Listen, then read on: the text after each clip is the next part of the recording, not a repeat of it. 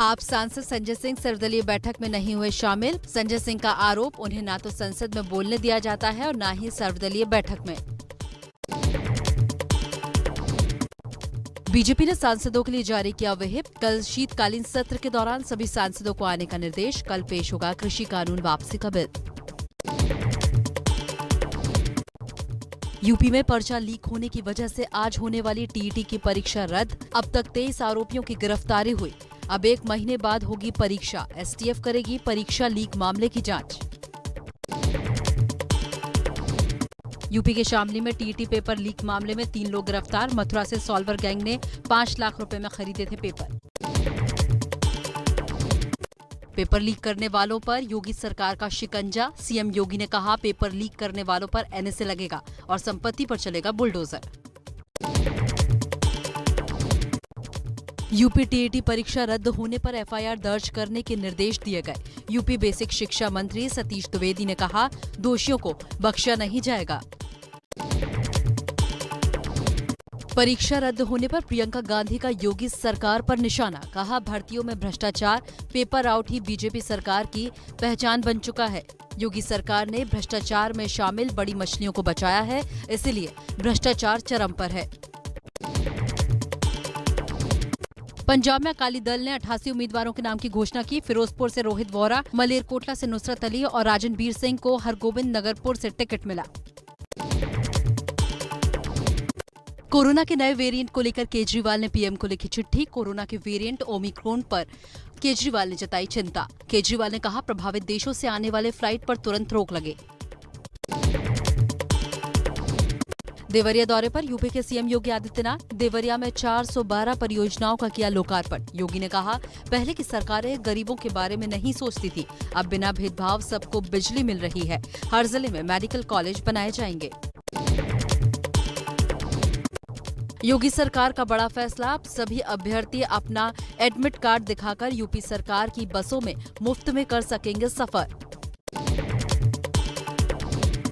UP BJP में आज SP और बीएसपी के कई नेता शामिल। पूर्व मंत्री और गाजीपुर से एसपी के विधायक रहे विजय मिश्रा। एसपी सरकार में मंत्री रहे जगनारायण तिवारी समेत 10 लोग शामिल।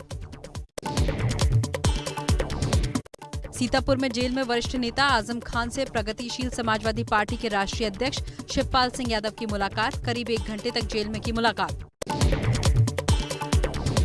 यूपी के प्रतापगढ़ में शादी समारोह में शिरकत करने पहुंचे एसपी अध्यक्ष अखिलेश यादव। भीड़ को संबोधित करते हुए बीजेपी पर जमकर बोला हमला। कहा, किसानों पर गाड़ियां चढ़ाई गईं।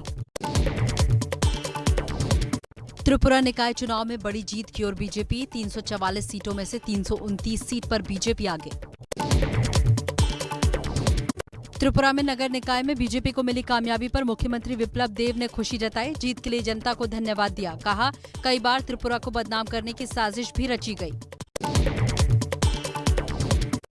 मन की बात में पीएम मोदी ने दिया सेवा का मंत्र। पीएम ने कहा, सत्ता में नहीं सेवा में रहना चाहता हूं। कहा, मैं सिर्फ जनता का सेवक हूं। बीजेपी अध्यक्ष जेपी नड्डा ने दूसरे बीजेपी नेताओं के साथ सुनी पीएम मोदी के मन की बात। केंद्रीय गृह मंत्री अमित शाह ने गांधीनगर में अमूल फे डेयरी में new mega milk powder plant का किया उद्घाटन। अमूल डेयरी की 415 करोड़ रुपए की कई परियोजनाओं की दी सौगात।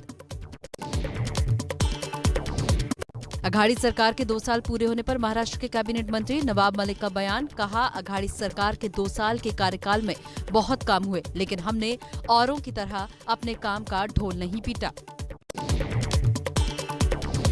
बाबा रामदेव के पतंजलि विश्वविद्यालय का पहले दीक्षांत समारोह में पहुंचे राष्ट्रपति रामनाथ कोविंद। मुख्य अतिथि के तौर पर कार्यक्रम में हुए शामिल। दिल्ली में अभी भी प्रदूषण से बुरा हाल। 30 नवंबर तक ट्रकों की एंट्री पर रोक। सिर्फ जरूरी सेवाओं वाले ट्रकों की ही दिल्ली में प्रवेश करने की होगी इजाजत।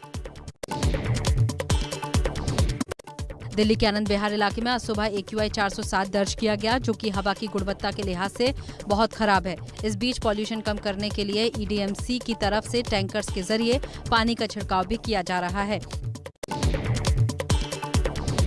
तमिलनाडु में बाढ़ बारिश से हाल बेहाल। चेन्नई के KK नगर इलाके में रिहायशी इलाकों में घुसा पानी। पंपों की मदद से निकाला जा रहा पानी।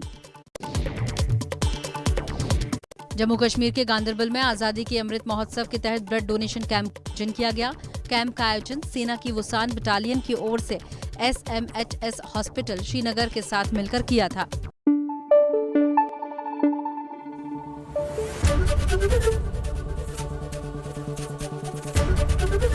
ABP न्यूज आपको रखे आगे।